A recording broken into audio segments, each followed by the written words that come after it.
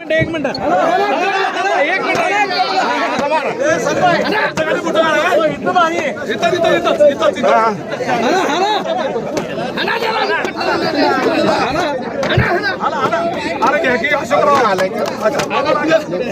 आता गोळी मारून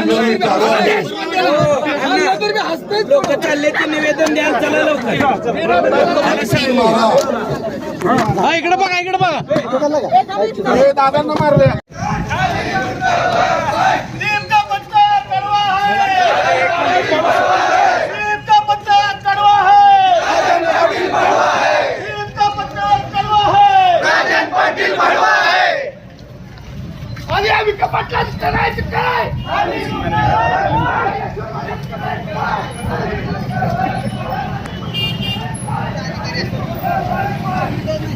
आज त्या बैठकीत महत्त्वपूर्ण निर्णय काय घेण्यात आला?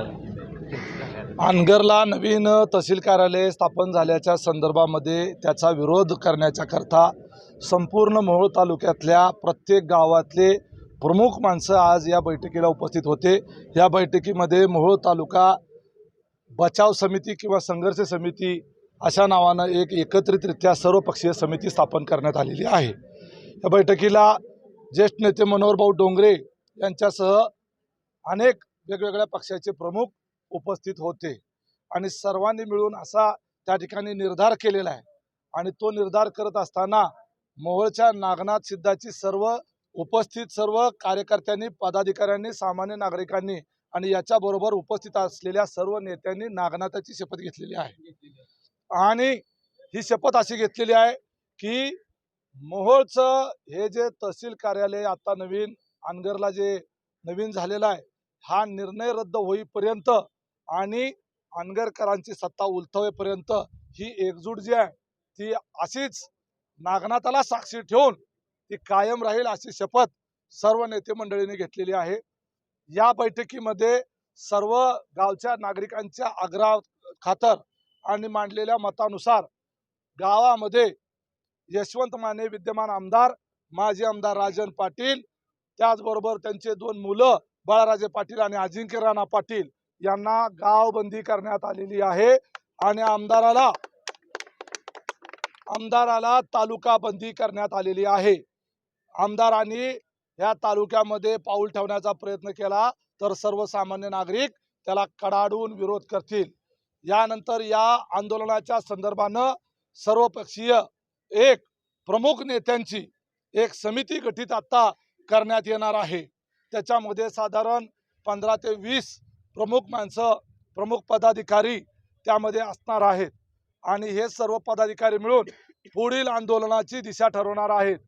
त्याच्यामध्ये रास्ता रोको आंदोलन, धरणे आंदोलन, आमरण उपोषण, चक्री उपोषण, त्याचबरोबर गावबंदीसारखं आंदोलन आणि वेळ पडल्यास येणाऱ्या विधानसभेच्या निवडणुकीमध्ये मतदानावर बहिष्कार करण्याचं आंदोलन, मतदानावर बहिष्कार करण्याचा निर्णय हा जो आहे तो आम्ही समितीच्या माध्यमातून आम्ही सर्वजण मिळून घेणार आहोत.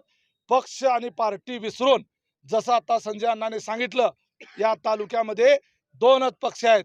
एक अनगरकरांचा जुलमी पक्ष आणि दुसरा तो आतापर्यंत जुलूम सहन करणारा या मोहोळ तालुक्यातल्या सर्वसामान्य नागरिकांचा पक्ष. त्यामुळं जुलूम सहन करणारा सर्वसामान्य नागरिक ह्या गुलामीतून बाहेर पडण्यासाठी, ह्या जुलूमशाहीला आणि हुकुमशाहीला उलथवून टाकण्याच्या करता एकसंध झालेला आहे. पक्ष पार्टी भेद विसरून, व्यक्तिगत मतभेद विसरून, राजकारण विसरून, आपला नेता कोण आहे, आपला पक्ष कोण आहे त्याचा विचार काय हे सगळं विसरून या मोहोळ तालुक्याच्या भविष्याकरता, मोहोळ तालुक्यातल्या पुढच्या पिढ्यांच्या भविष्याकरता, आमच्या मुलीबाळांच्या सुरक्षिततेकरता म्हणून हा एकजूट झालेला आहे. आणि ही एकजूट जी आहे, हा एकसंध झालेला मोहोळ तालुका जो आहे ते अनगरकरांची ही जुलूमशाही उचकटून टाकल्याशिवाय राहणार नाही. हे तहसील कार्यालय जे अनगरला झालेलं आहे ते रद्द केल्याशिवाय राहणार नाही, गप्प बसणार.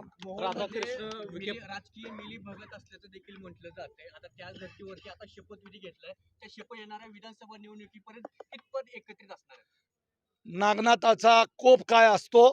अनगर सिद्ध नागनाथ त्यांच्याकडे अनगर सिद्धच आहे ना?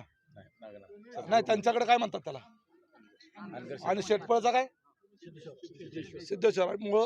मोहोळच्या नागेशाची, नागनाथाची, सिद्ध नागेशाची शपथ आता सगळ्यांनी घेतलेली आहे. सर्व देव सगळीकडे जे असतात ते शेवटी देवाचाच अंश असतो. त्याची शपथ सगळ्यांनी घेतलेली आहे. आपल्याला माहित आहे इथं माज आणि मस्ती केल्यानंतर कसा माज हा नागनाथ उतरवतो ह्या मोहोळ तालुक्यानं भल्या भल्याची जिरवलेली आहे. त्यामुळं हे सगळं जे झालेलं आहे ह्या निर्णयामुळं मोहोळ तालुक्यावर फार मोठा त्यांच्या स्वाभिमानावर अत्याचार झालेला आहे. तो आघात झालेला आहे. तो मोहोळ तालुका कधी सहन करणार नाही. याला जोडलेले तुम्ही जे म्हणालात की मिलीभगत यापूर्वी होत असेल, झाली असेल, कोण मॅनेज होत असतील, पूर्वी झाले पण असतील, परंतु आता नागनाथाची शपथ घेऊन सगळ्या नेते मंडळीने निर्धार केलेला आहे. आणि त्यामुळे जो कोण ह्याच्यामध्ये गद्दार निघेल,